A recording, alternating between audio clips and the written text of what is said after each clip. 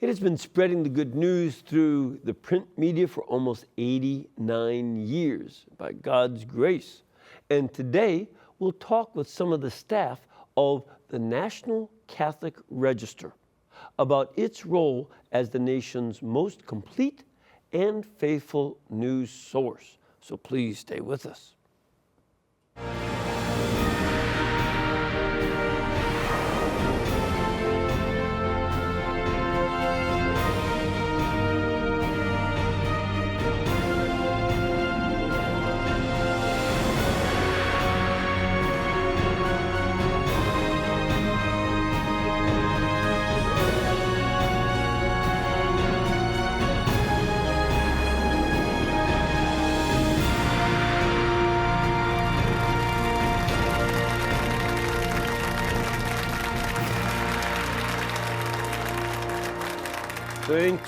Thank you, and welcome. I'm Father Mitch Pacwa, and welcome to EWTN Live, where we bring you guests from all over the world. And before we get to our guests, I want to remind you that today is the feast of the exaltation of the Holy Cross. It's based on two events being celebrated. One was the completion of the Church of the Resurrection in Jerusalem.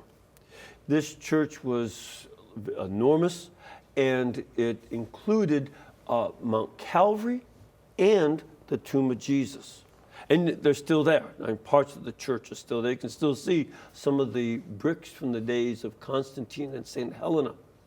But the church was destroyed by the Persians, and later on, and they also stole the true cross from the church and brought it to their capital, Ctesiphon. So the Emperor Heraclius went and retreated. He had to go after them to stop their invasions and wars with the Roman Empire. And he retrieved the cross and carried it into Jerusalem. He was in his armor and his fine imperial robes, riding a horse. But when he got to the city gates, the patriarch of Jerusalem told him Jesus carried that cross barefoot and suffering and in simple robes. So must you. The Emperor Heraclius got off his horse, took off his imperial robes and armor, and walked like a pilgrim into the city. And that also happened on this same date. So this is the double celebration. It reminds us that the cross of Jesus Christ is the very wisdom and power of God. It must be the center of our sacraments, our preaching and teaching. It is also the way of life that we live as we die to ourselves and give of ourselves. So there's much to meditate on in this feast of the exaltation of the most holy cross of Jesus.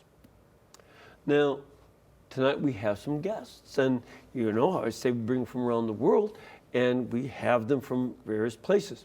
They work very hard to continue the work that Monsignor Matthew Smith, the founder of the National Catholic Register, had begun. In the inaugural issue of the Register from November 8th, 1927, he wrote, quote, "If you like a Catholic paper with snap, vigor, and courage, here it is. If you like one that is easy to read, here it is. If you like one that will always be loyal to the church and has no selfish axe to grind, here it is."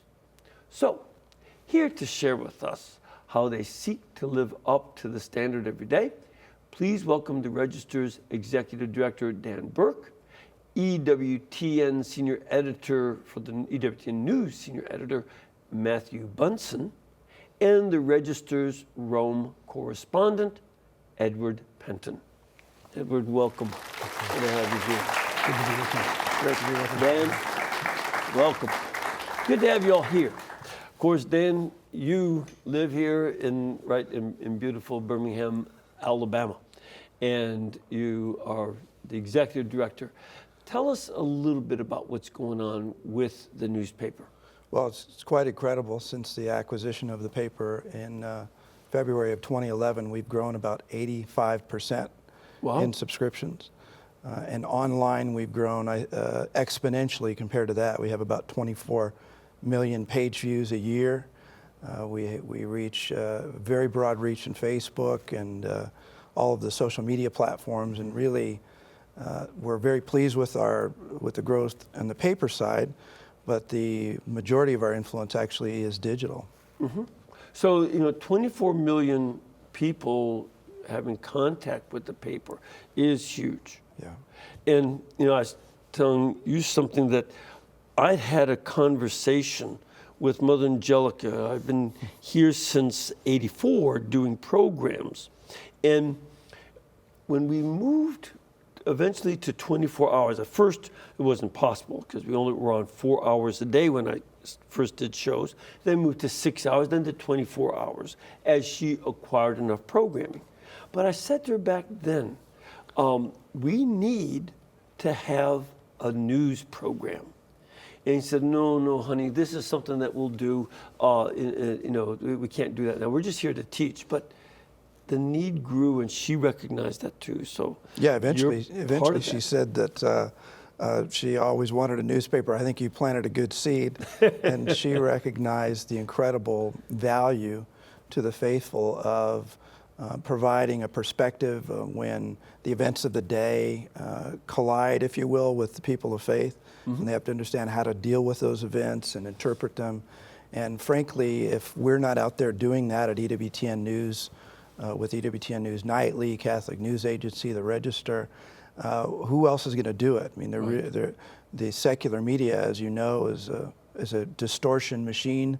They're either ignorant of the Catholic faith or hostile, and we're grateful to have. And don't forget, sometimes purposely deceptive. Yeah, exactly. Sometimes. Well, we're grateful to be a counterpoint, if you will, and even a positive influencer that corrects the falsehoods that they spread and the misinformation, and also the not just lies about the church, but lies about human nature, lies about what it means to be a whole person, all of these areas that we have this great privilege of spreading the wisdom of the church through the news of the day. Right.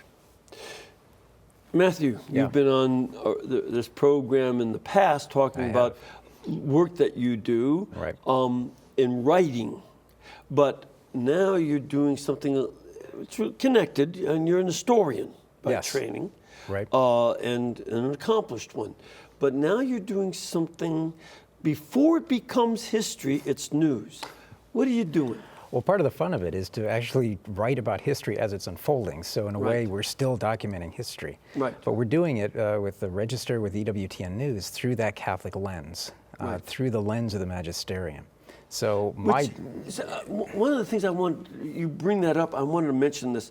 This is from the Vatican II document on the social media. It's just a short thing that it says that there are certain questions in our day that have to be dealt with for the media. One has to do with information, the search for and reporting of news. And it says the news itself should always be true and complete within the bounds of justice and charity. Right. This is an important mandate from the church in the modern world. Yeah, the Second Vatican Council, and you're quoting from Inter Mirifica, understood well that we were in this information age.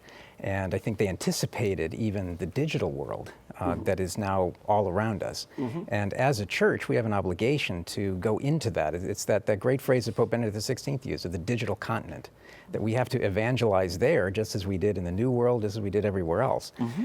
And the Catholic press has a vital role in that.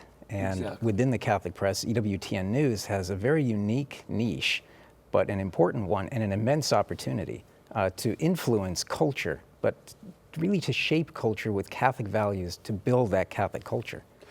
One of the things, I don't go on internet material much. I'm generally not that interested.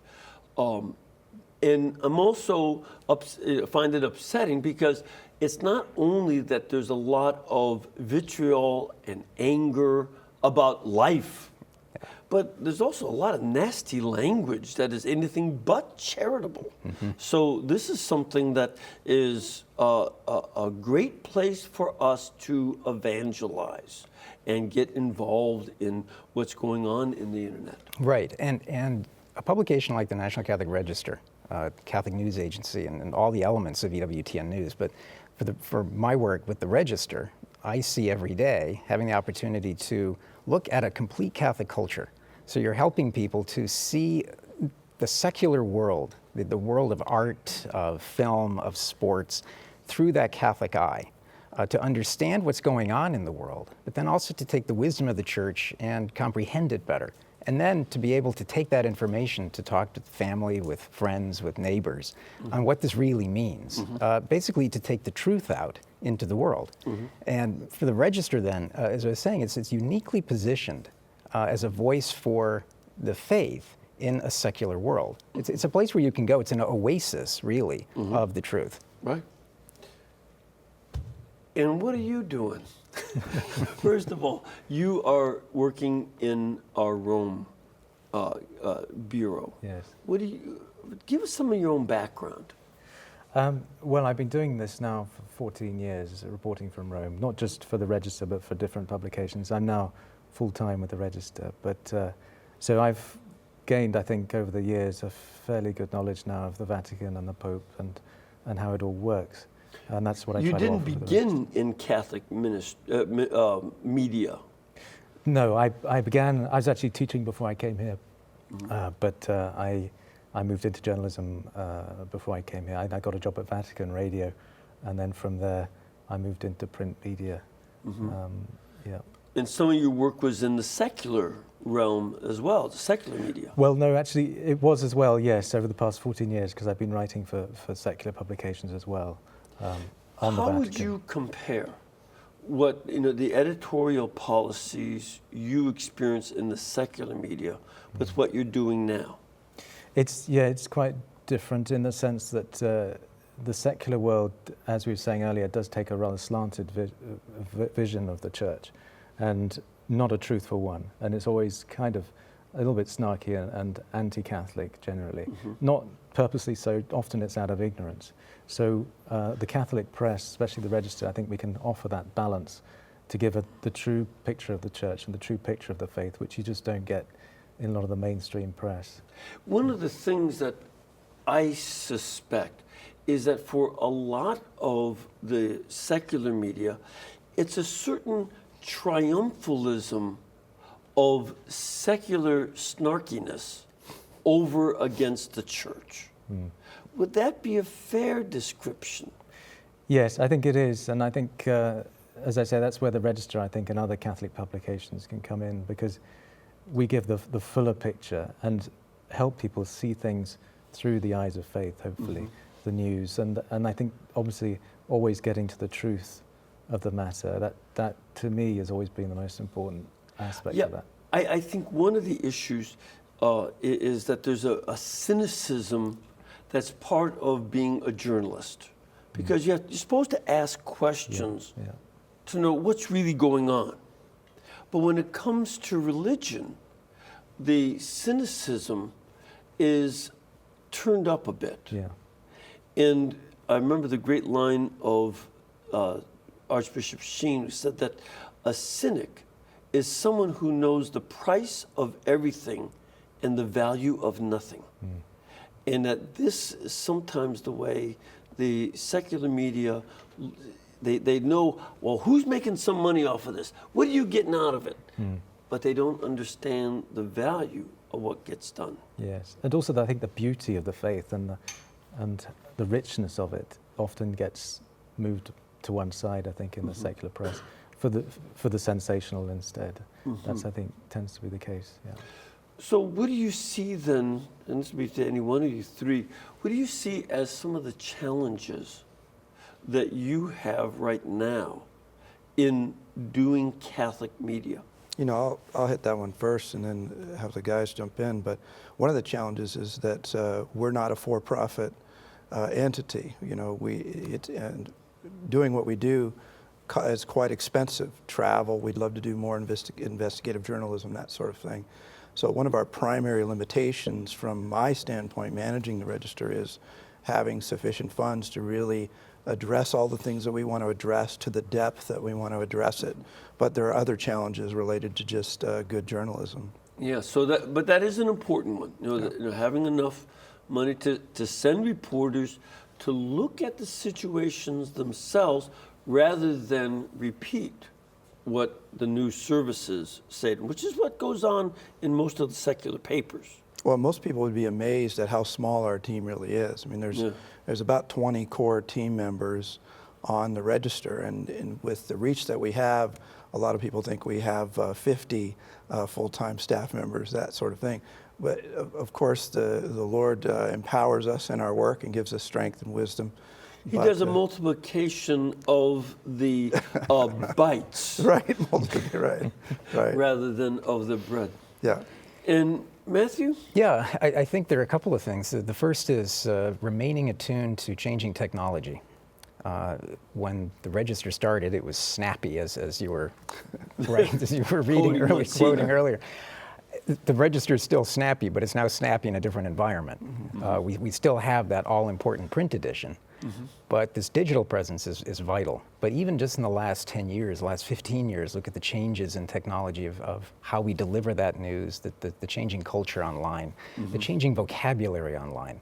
No one had ever heard of Facebook or Instagram or Twitter, and you have to stay abreast of that. You have to be really careful and understand where culture is going, which means that you also have to stay attuned to where people are most in need of the truth of the teachings of the church, where our reporting can do the most good, to be that lens for people to see the world as it really is, the truth of the Catholic faith.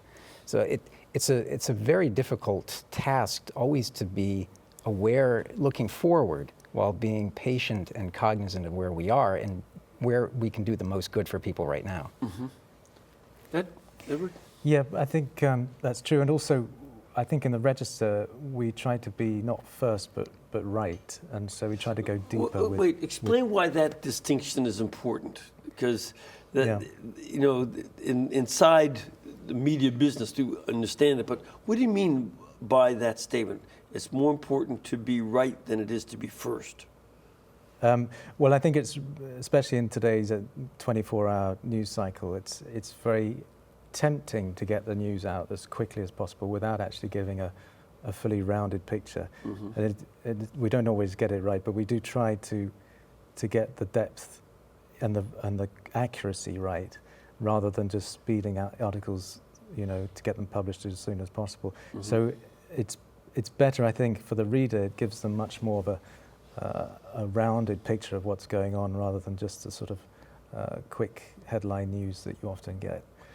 I certainly remember watching, this goes back a ways, but the old Superman television series, where Superman, Lois Lane, and the other kid were newspaper people, always trying to get the scoop on the news. They had to be there and get it before anybody else says, this, we got it first. And that's a prize in the secular media, to get the scoop on the news. It is for us too, but I think the priority, for us is always to get it more thorough, a more thorough analysis of what's going on. And even in the realm of charity, it's very important. Exactly. A lot of times you'll see a quick report on something the Pope said from somebody who has a little bit more of a knee-jerk approach to the news, or not quite as principled journalism, where we may not come out with something for a week because we're checking sources. We want to make sure that we don't give inaccurate information or paint someone in the wrong way or something that's unfair. And so a lot of times when we hear quick reports, and I'm talking with people out there, I always say, well, we're working on it at the Register. It'll be right by the time we get it out. So just hang in there, and we'll get you the truth. Right. Yeah, as journalists, we're aware of our faith. We need to perfect the virtues in ourselves, but part of our task as Catholic journalists is to help other people perfect those virtues as well. Faith, hope, and charity, and love, at a time when everything is political. And if you read the comm boxes today, The which? The box comments that people leave. It's a pretty... Use English. Comment box, yes, com box. This is common. This is Use modern English that old people This is- can understand, you whippersnappers.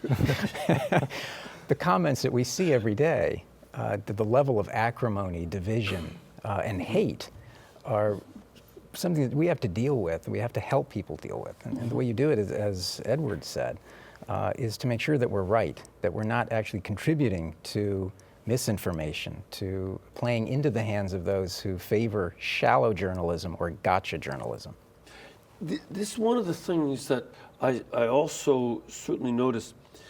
People who disagree with the church, then instead of working on an argument against our position or not, they simply revert to name calling. Like standard one now is the haters were called as a group inside the church, the haters.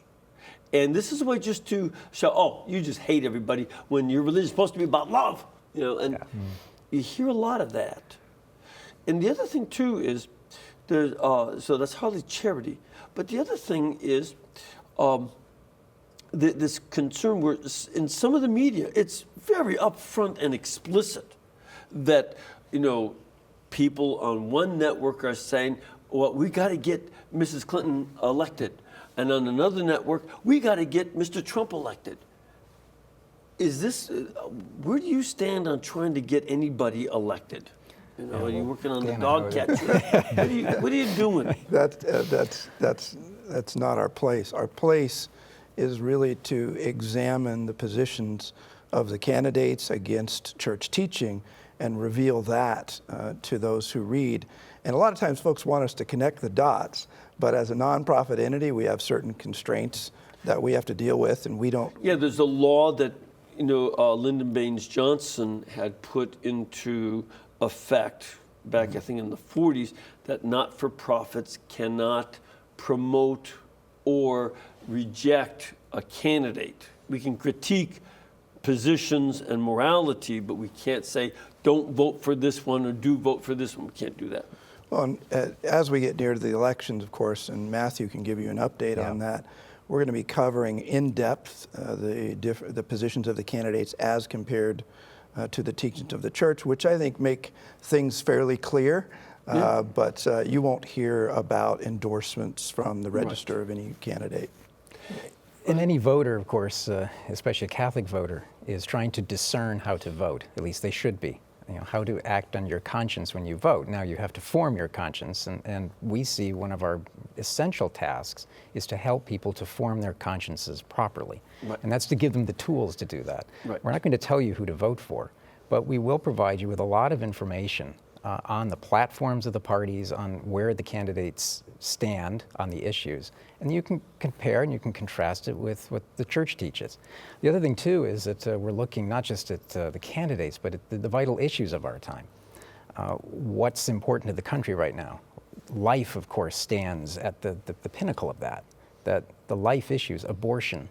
We need to know, as Catholics, where the candidates stand on the whole of the culture of life.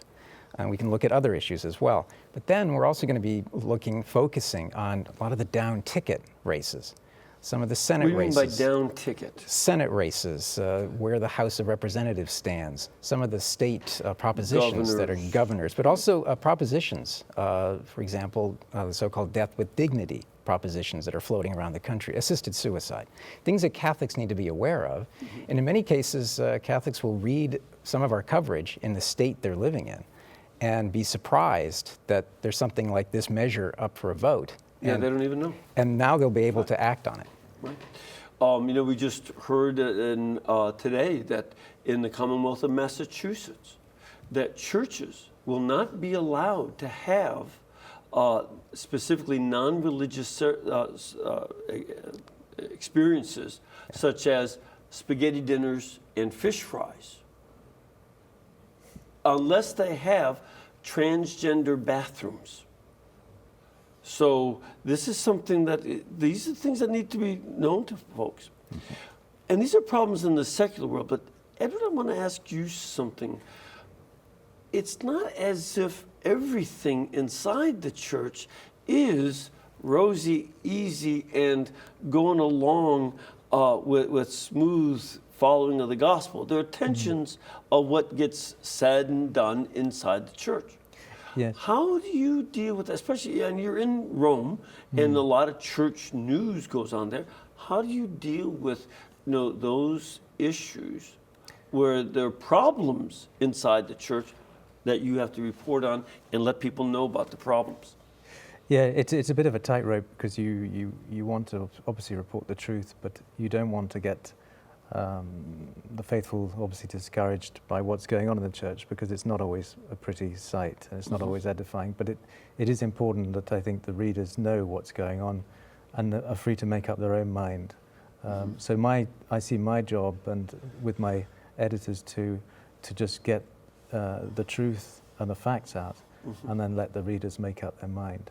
Because you did some fairly tough reporting on the synod and on a variety of other issues inside the church.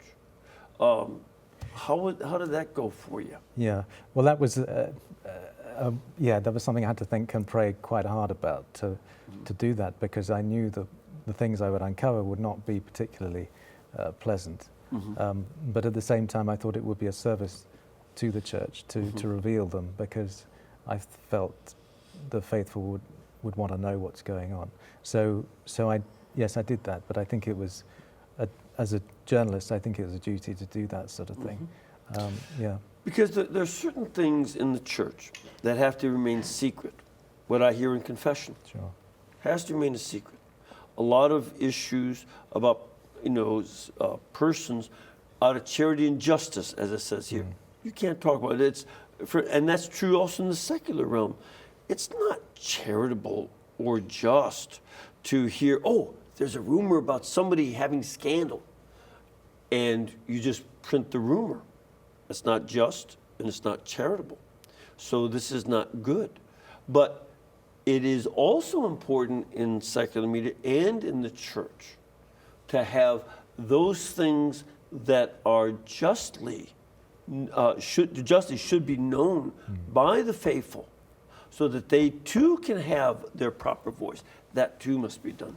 Yes, I agree. And I think certainly during the synod, I think it was important that those facts were known. It's as I say, it is quite a tightrope.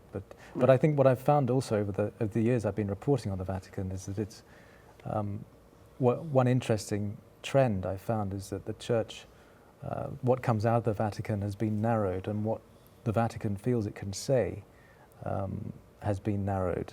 Because what do you mean it's been narrowed? Well, I think the secular world is now kind of dictating to the Vatican what it can and can't say. It's almost being, so certain issues it can be freely talked about, like social justice and the poor.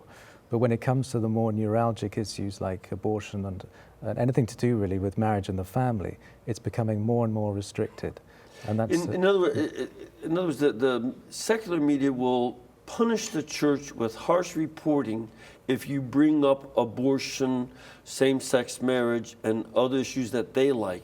But if you talk about things that they think are important to them, like social justice, immigration reform, etc., that you can talk about. Yes. So it becomes self-editing. Yes, exactly. And I think what I sense is that a lot of the leaders in the church find themselves restricted about what they can say because of that reason. But I just noticed it through my reporting that has been a general trend that has increased over the years that I found. Yeah. See, sometimes when people have told me, you shouldn't talk about the certain things. You'll never get promotions in the church, things like that. So I said, is that all it takes? I'll talk about it more. Matthew, you as an editor, how do you deal with some of these issues of the interior church problems that you have to report? Well, as you know, I'm the co-author of a book on the sex abuse crisis.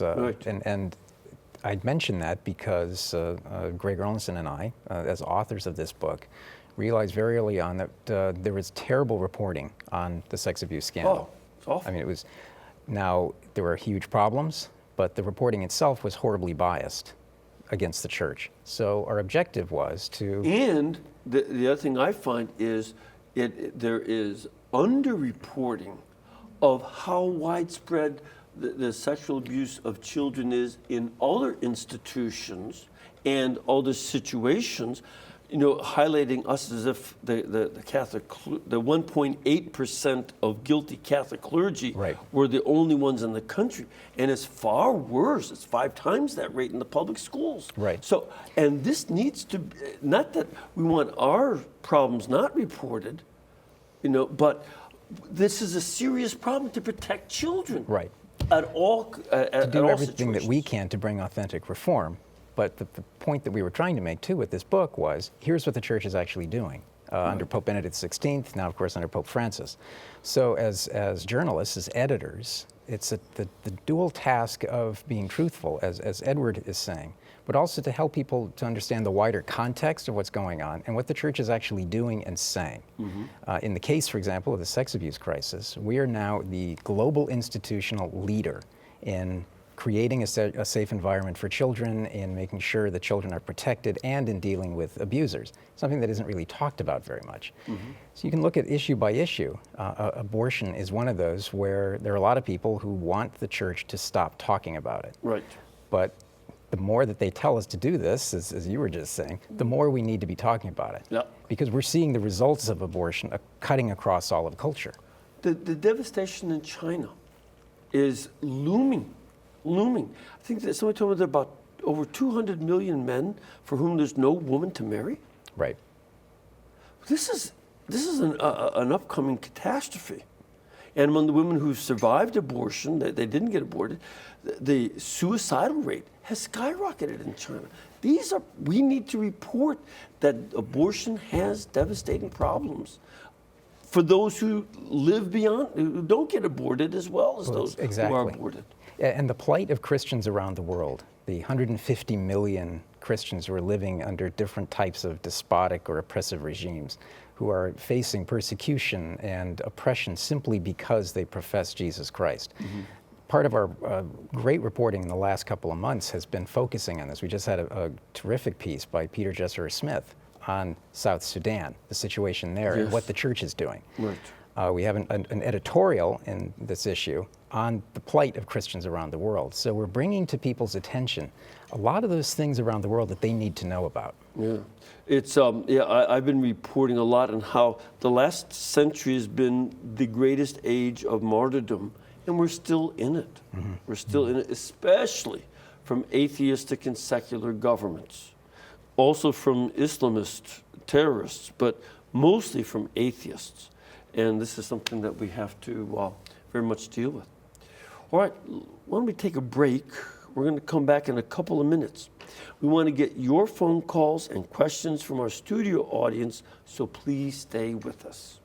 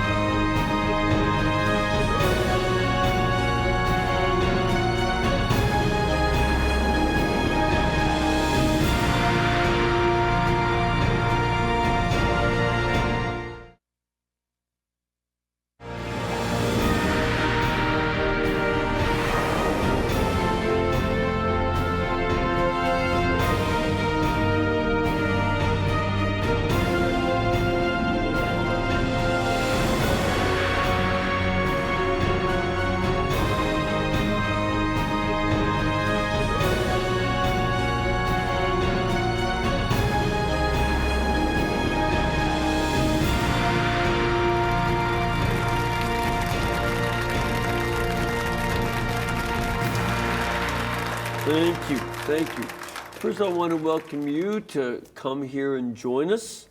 If you can come to our studios in beautiful Irondale, Alabama, please contact the Pilgrimage Department at 205-271-2966, or go to our website, EWTN.com.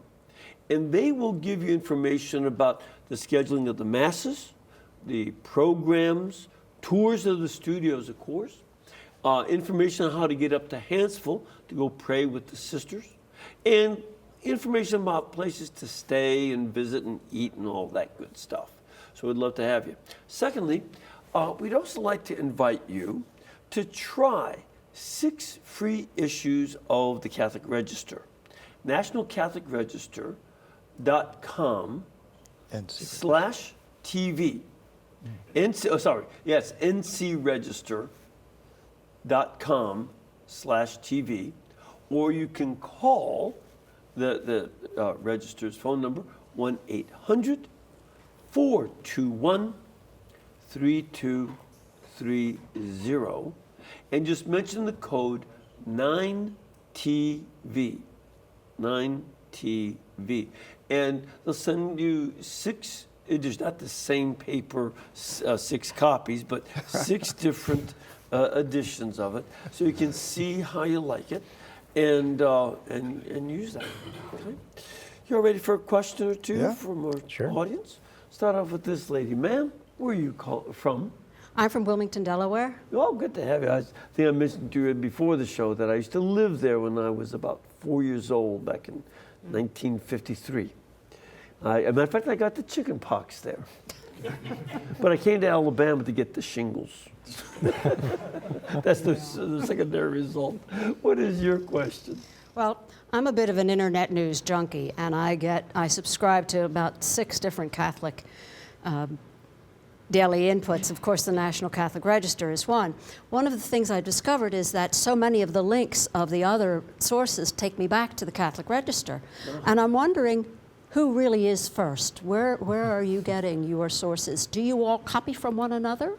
All right, so I want Abbott and Costello. Who's on first here? I'll go first. But Edward mentioned earlier that our commission is to be right, not first. But we have great relationships, like with Edward in Rome and other places around the globe where we're very well connected to what's going on. We also have Catholic News Agency, which is part of EWTN News.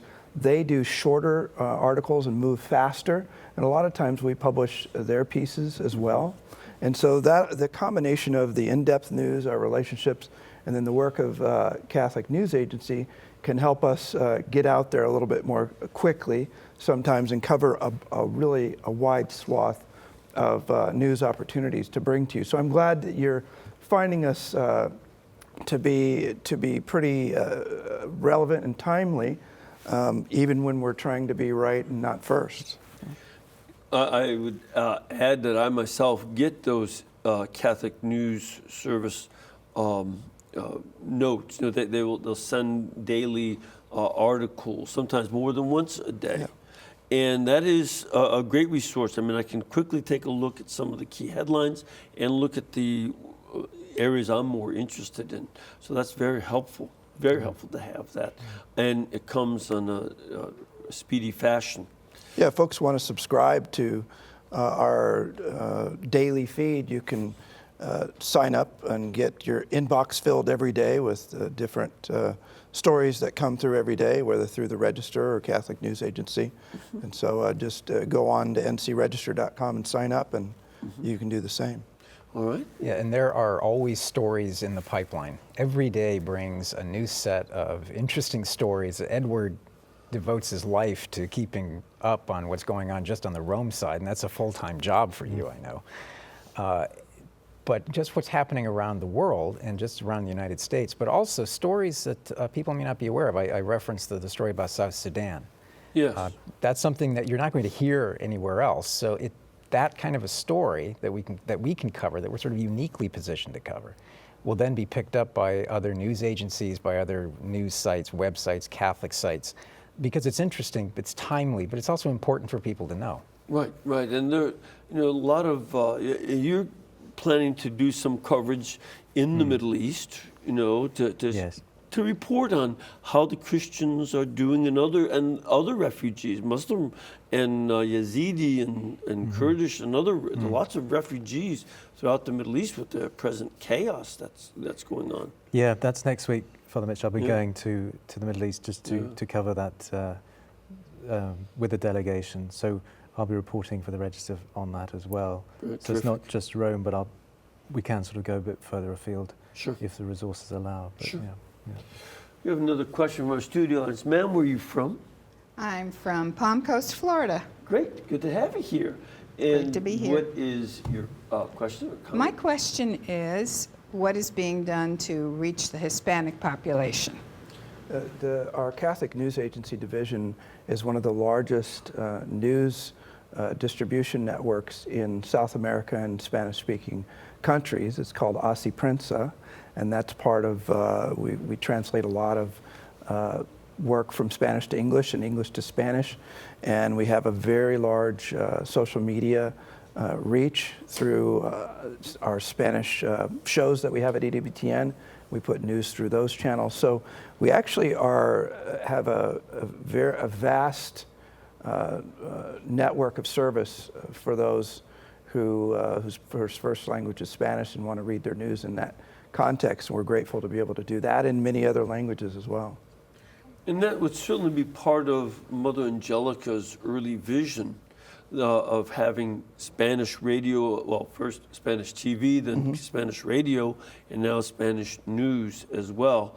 Do you also have anything in German or French? We do, through Catholic News Agency. We have German news and constantly expanding where we're invited and where our supporters help us to go, and where we're being asked to report on the news from the standpoint of faithfulness to the magisterium. So yeah, we're always looking for opportunities to tell the truth in whatever language is asking for us to come, and wherever we can find the resources to do it. Yeah, you know, EWTN wants to expand into more languages. We're 24-hour Spanish, 24-hour German. We're working on expanding French, and some places are translating us locally into their language. In Ukraine and Korea, and I think Poland, they're starting. So this is something that's, we want to keep on expanding all that. No doubt. Let's take a call. We have Terry on the line. Hello, Terry. Hi, Father. Hi, where are you calling from? I'm calling you from Louisiana. Great. And what part of Louisiana are you calling from? I'm sorry. I hear an echo in my call, but my TV's on mute. Oh, okay. I just want to know what part of Louisiana you're calling from. I'm from North Louisiana. Okay. Very North Louisiana. All right. So what's your question? No, if and your answer, please, about the document that was put out by the USCCB, the formation for voters. I haven't heard anything about it, and it's a good time can we people about that. All right. So you're breaking up a little bit, Terry, but you know what's going on with that. Matthew, tell us about that document. Yeah, well, the document is called Faithful Citizenship. It's Forming Conscience for Voters. It's the USCCB guide. In fact, I was in Baltimore at the bishops' meeting last year where they approved it for this election cycle.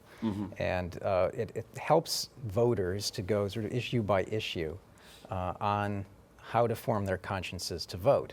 But it also provides very good information on the principles that you should use for how to form your conscience, something that we've lost a lot of sight of in modern culture. Everyone says, I'm voting my conscience, but then you have to ask, how did you form it?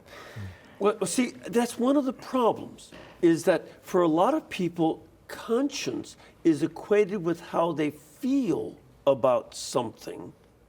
And they forget that conscience is a function of reason. It's based on thinking through principles rather than how you feel about something. Yeah, exactly. And I know that from our side on the Register, we're going to be using a lot of EWTN's resources, because I know EWTN offers voter guides and how to form your conscience properly. So over the next weeks, as we're doing this ramp up toward the election, will be focusing on issues of conscience. What does it actually mean to form your conscience properly? So there are a lot of resources out there, including from the USCCB, including EWTN. So you really don't have an excuse that you don't know the issues and you're not forming your conscience before you vote. Yeah, and I want to talk about something. We have another caller on, but I want to get back to that topic a little bit because a lot of people are frustrated. I don't even want to vote, is what a lot of people are saying to me. Right. And so we'll talk about that in a minute. Let's take Barbara. Hello, Barbara. Yes, sir. Hi, where are you calling from? I'm calling from Arizona. Oh, great. And beautiful state. A little warm right now, but beautiful state. And what is your question?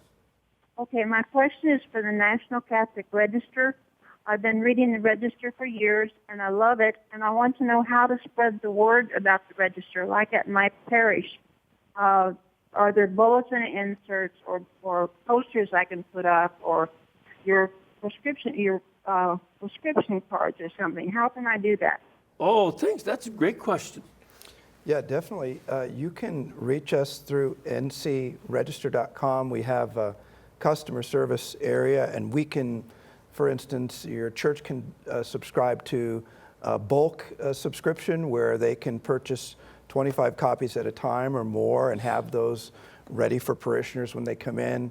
We can get you subscription cards. We partner with good folks like you. We love folks like you all the time in spreading the word. So all you got to do is give us a call, send us an email, and you can find out how to contact us through ncregister.com, and then we'd love to work with you to get the word out. Yeah, because it certainly is a difficulty that a lot of newspapers, including enormous newspapers like the New York Times and the Los Angeles Times, have lost a lot. You know, they don't sell as much because of the change in media. But you know, the Register has been increasing, and this is would be a great help for increasing it in local parishes. Well, we have great people like Barbara out there. You know, EWTN has media missionaries. Right. You know, we really do need each other. We need our readers to spread the word. We need you to share our articles on Facebook and social media. And when we work together like that, we can really have a big impact. Yeah, great, great. Let me go back to the question I posed. I just want to make sure we got to Barbara. People are saying to me a lot that the basket of deplorables is not among the voters, but among the people we're voting for. That's people are talking that way. Yeah. They don't like the candidates. There's a competition of which candidate they like less. Do Catholics and other citizens have to vote in this situation? Can't I just opt out because I don't like any of it? And should I just forget about the whole thing? I'm just sick and tired of hearing these people yelling and screaming. What do you do in this? Is that a good option, just to say, the heck with them all? Yeah, well, you want to start? Or? No, go ahead. Thanks for that. You're forming your conscience as we've been talking, and you have to also realize that, yes, there is a basket of deplorables, and we always seem to face a basket every 4 years, certainly on the presidential side. I'm not that old, but I'm old enough to remember that there have been many elections that have not been all that much fun for Catholic voters, for people who take their faith seriously. But there's a lot at stake that you need to be aware of. But also, as we were talking earlier, one of the things that we'll be covering with the Register are all these other races. So the idea that you can simply opt out completely, you're doing a disservice to yourself, but you're also doing a disservice to your country and I would argue to your neighbors and to your faith, because your voice needs to be heard. We need to participate in culture if we're going to evangelize and change culture. And even if politics is not your thing, I love the spiritual theology realm. Not a big fan of politics, but look, if we don't create a safe space within which we can evangelize and spread the good news and draw people into a deeper relationship with Christ, we might as well hang it up. I mean, we need to get out and vote. We need to preserve the values that this country was founded on. We need to, as winningly as possible, present the values of the Catholic Church. Of course, we have the most beautiful reality that anyone can know in this life, and we need to be out there making that known and making that case and holding back the tide of darkness that I think is pushing hard in the United States, I think even around the world. It's absolutely our responsibility, and if we fail to exercise that responsibility, in some way we're culpable for the very disastrous outcomes that we could see in coming years and decades. I think it's a basic principle to remember that we have a right to vote, but with every right, there is a commensurate responsibility. Mm-hmm. This is why animals cannot have rights, because they can't have responsibility. They're not capable of making a choice for responsibilities. And so, this is something that humans can do. We have rights and we have responsibilities with them. And this involves the case with voting. We're blessed in this country. Not every country, you lived in other places, and not everybody has a right to vote. No, it's by any means. And we've seen that right removed from places that once had it. And it was replaced by horrible, horrible, violent, atheistic dictators who were devastating. And I think that this is important, especially as we see, last week, the United States Commission on Human Rights state in their report that the people who promote religious freedom and religious liberty are code words for terrible things like sexism, racism, homophobia, Islamophobia, and Christian supremacy. And now, today, we hear in Massachusetts, you can't have a pancake breakfast in a church unless you have transgender bathrooms. This is something that's going to be increasing. And we have to deal with it. Well, as Catholics, we have an obligation to fight what I refer to as weaponized tolerance. Tolerance that uses the ideals of tolerance to shut us up, to shut us down. And if anyone is concerned about issues like religious liberty, you need to be engaged, not just in culture, but also in the political fight, the struggle within the political realm. And in 2002, I think it was, then Cardinal Joseph Ratzinger, as head of the Congregation for the Doctrine of the Faith, issued that terrific document on political life for Catholics. What are the obligations and duties of a Catholic? That's right. Not just politicians, but Catholics in general, to take part in political life. Especially the laity. We religious and clergy are not allowed to run for office. And I don't think we should be. I agree with that. That's a church rule, not a government rule. But that's church discipline. I agree with it 100%. Plus, I wouldn't vote for me. I can't even keep my room clean. But at the same time, the lay people do have that as their mission. The Vatican Council is clear on that, and they must be involved. Even if the government, Dan, even if the government goes after us, we can't stop. That's right. And I know that the Vatican is very much interested in what happens here. Yes, they are. I mean, they obviously can't get involved, and they won't say anything publicly about it. But they're also well informed about what's going on, and I think generally quite surprised about the two candidates and how they've come about. But Edward, they're well informed because we deliver at least 40. Well, exactly. You did 40 what? 40 editions of 40 papers to the Vatican every issue. So you give them 40 copies. So somebody's better be distributing it around the coffee room, the bathrooms, and wherever else they put it. Right. Yes, we need a Vatican paper boy. Yeah, we actually have one. We actually do have one. Yeah. But I think that it is important, and in a democracy, for everyone to be well informed, not by the propagandists, but by people who are saying, let's evaluate on the basis of principle. That's what I love about the Register and our news agency, the Catholic News Agency.